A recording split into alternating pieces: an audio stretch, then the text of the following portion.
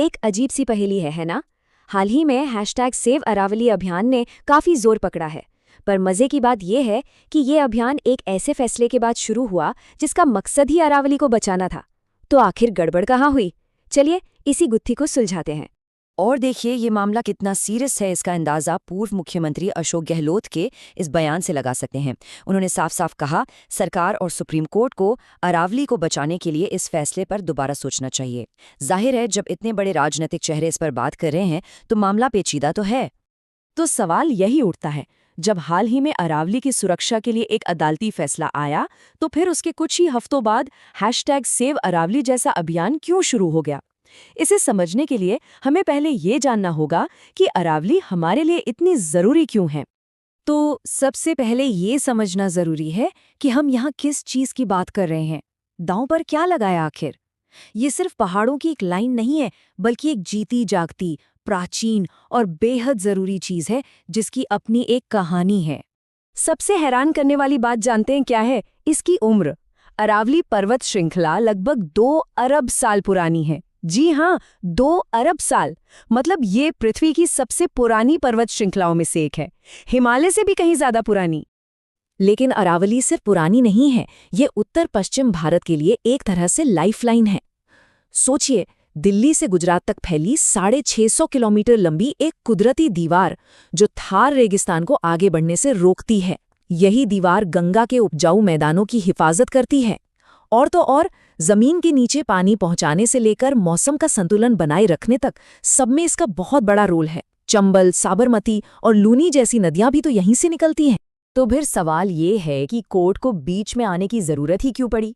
असल में दशकों से चल रहे अवैध खनन ने अरावली को बहुत ज्यादा नुकसान पहुंचाया है, और इसी बर्बादी को रोकने के लिए सुप्रीम कोर्ट ने एक नया रास्ता निकालने की कोशिश की।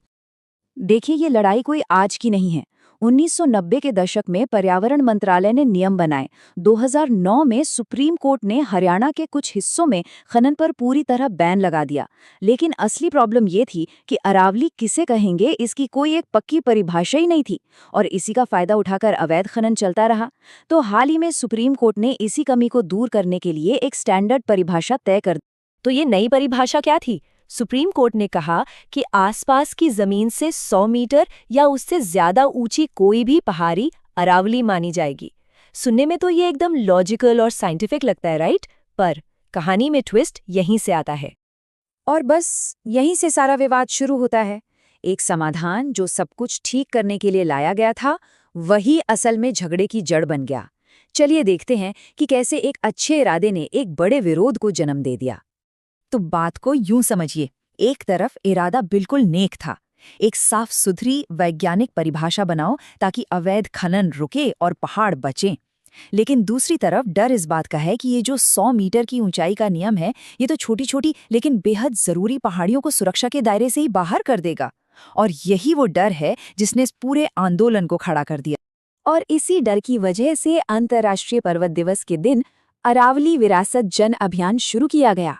सोशल मीडिया पर #सेव अरावली तेजी से फैल गया, और लोगों ने सरकार और सुप्रीम कोर्ट से अपील करना शुरू कर दिया कि इस 100 मीटर वाली परिभाषा पर दोबारा विचार किया जाए। तो अब सवाल ये है कि आगे क्या होगा?